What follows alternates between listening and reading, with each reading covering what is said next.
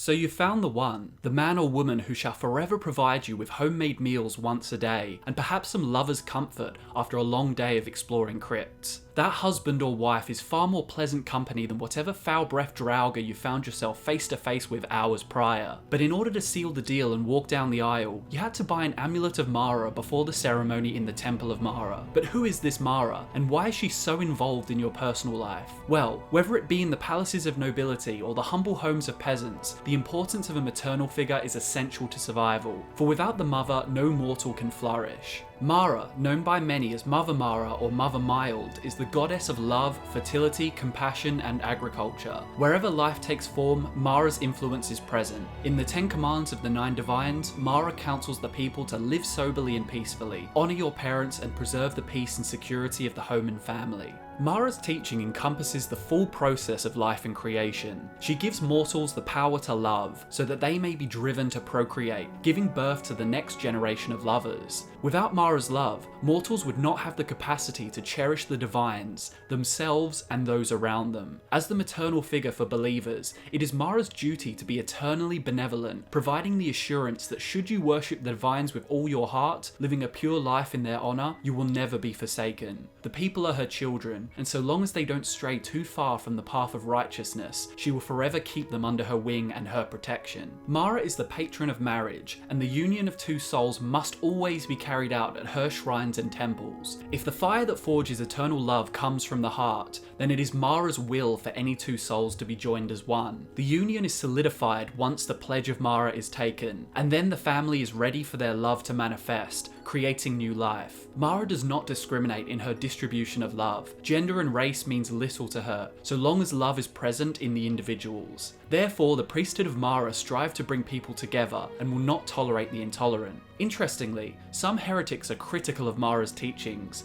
claiming they are too naive and often idealistic, ignoring the very real possibility that not all families are loving and free from injustices. The controversial book titled Falsehoods and Fallacies of the Eight, a statement vehemently rejecting the divines, states, "I spit upon Mother Mara, and her conditional interpretations of love, and her laughable reverence for family, even when said family is rotten to its core." But while Mara's benevolence may be ignorant to the outliers and some specific cases which contradict her teachings, there is no doubt that her influence is largely positive. She encourages the nurturing forces of love and protection, even when some cruel mortals seek to cause harm upon others. The origins of Mara date back to the Malefic era, when her role was the fertility goddess. Her sphere later extended to encompass agriculture and love, agriculture being the fertility of the land and love being the driving force for the fertility of mortals. There is much mythology surrounding Mara as well as the other divines. The Anuad, a book on the creation myth, tells of Mara's creation, along with the other Aedra. These gods were born from the combined blood of Anu and Padamai, the two primal forces of everything. Anu represents stasis and is considered the good force, while Padamai represents change and is considered the evil force. Due to mingling of Anu's blood with Padamai's, the Aedra are believed to have the capacity for both good and evil. In fact, Ner, the mother of creation, who presumably gave birth to Mundus after becoming pregnant with Anu, dying from her injuries in the process, is often associated with Mara due to her maternal role in mythology. The book Mara's Tears claims that the moon of Massa is the embodiment of Mara as created by the divine. Stepping away from her in-universe origins for a second, we can draw a clear connection between Mara and Mary from Christian teachings in the real world. Statues and shrines across Tamriel often show Mara crying and looking to the heavens, and this is very symbolic of the famous weeping statues depicting Mary, the mother of Jesus. Like Mara, Mary, who gave birth to the Son of God, is a maternal figure in her religion, and if you needed any more confirmation of the link between the two, there is even an alcoholic beverage in the Elder Scrolls Online called the Double Bloody Mara, which lists tomato as an ingredient. For those who aren't aware, or are not interested in drinking tomato juice when they go out to the pub, there is a well-known drink called a Bloody Mary involving a mixture of vodka and tomato juice.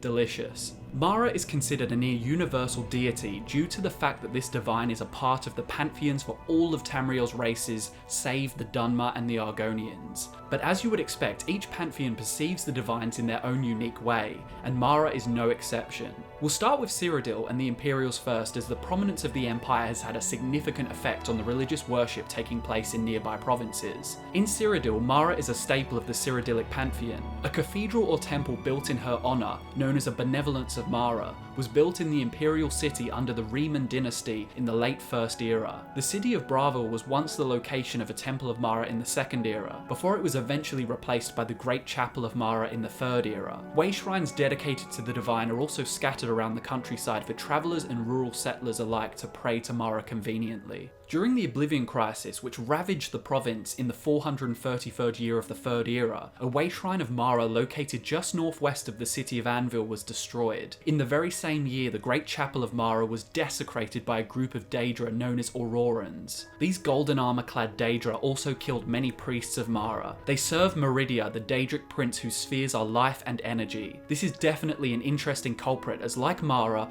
Meridia seems to revere life, and there is no greater divine associated with the creation of life than Mara. Fortunately, a response to the Aurorans came from the Knights of the Nine. In Blackmarsh, the Histries are venerated more than any other gods or deific beings. However, during the Second Era, a small minority of Argonians, most likely those close to the borders with Cyrodiil, actually assimilated to the culture of the Empire, meaning the worship of Cyrodiil's divines and subsequently Mara. In the Third Era, Imperial missionaries spread the reverence of Mara, even building a temple in her honour at Umfolo. These missionary efforts were cut short though, as many of the travellers died from local diseases that Argonians were immune to. The Ringi people, who were tribal humans indigenous to Argonia, supposedly worshipped Mara, and she was one of their three mothers in the Around Us, along with Debella and Kynareth.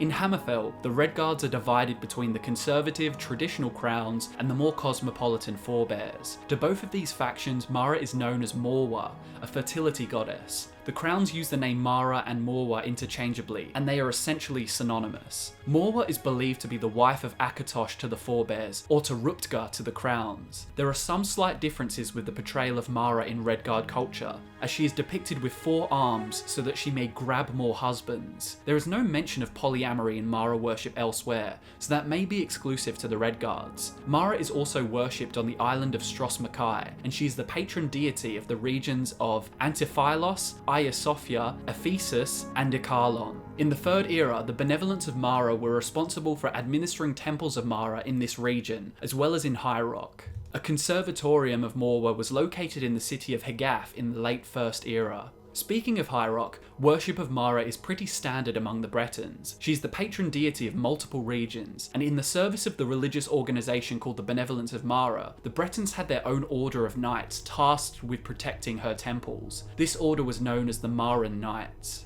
Much like in Blackmarsh, worship of Mara only really took place in Morrowind when it was carried out by a negligible minority who had been exposed to Imperial missionaries and their teachings. To the majority of the population, Mara and the Divines were not worshipped. Imperial forts in Vardenfell held services to Mara, but this was for the non-Dunmer inhabitants mostly. A shrine to the Divines was located in the Royal Palace of Mournhold during the Third Era, and after the collapse of the Tribunal Temple in the 427th year of the Third Era, many districts of Hlalu and Vardenfell consisted of mostly worshippers of the Divines. There were also shrines of Mara located in the cities of Davon's Watch and Mournhold during the Three Banners War in the Second Era. Finally, in Skyrim, the Nords have their own slight variation on Mara worship. The Nords believe that Mara is a handmaiden of Kine, and people looking for a partner often wear a pendant honouring her to show their availability. In the Fourth Era, shrines of Mara can be found across the countryside, as well as at the Temple of the Divines in Solitude, and there is even a temple dedicated to her worship in Riften. This is the hub for most of the province's marriages, presuming the betrothed couple both have adorned their amulets of Mara. Mara has many holy relics. During the Three Banners War, several of these were located in the Temple of Mara in Bravil, Cyrodiil. These included a chalice, a phylactery, a dagger, and a circlet. According to the imperial priestess of Mara, Marcella Ammianus, the aforementioned chalice was a wedding gift from Mara to Saint Alicia when she married the demigod Morahouse. The book titled The Legend of Garridan Staurus claims that Mara created the artifact called the Everflow Ewer. These sources suggest that the artifact could supply endless water once filled. It is described as a pitcher made of either crystals or silver. Little is known of the artifact beyond this source, but an artifact with this mystical power seems characteristic of a divine associated with life, growth, and agriculture. After all, the knight Garridan Stalrus supposedly sought out Mara to solve a drought blighting a small yield of crops. The Crusader's relic given to Pelennor Whitestrake of the Knights of the Nine were created in a combined effort from the Divines. It is said that Mara created either the cuirass or the greaves of the Crusader, but which of the two is unclear. And with that, you now know all there is to know about Mara, the mother goddess of life, love, fertility, and agriculture. I hope you enjoyed this brand new lore video. We love delving into the rich lore of this universe, and if you had fun watching, maybe give the video a like. Also, we'd love to hear which Divine you'd like to see more of in the next video. But with that said, thank you so much for watching. If you want to keep up with us, check out our social media links in the description, as well as our Patreon and Twitch channels. My name is Drew, and I'll see you in the next one.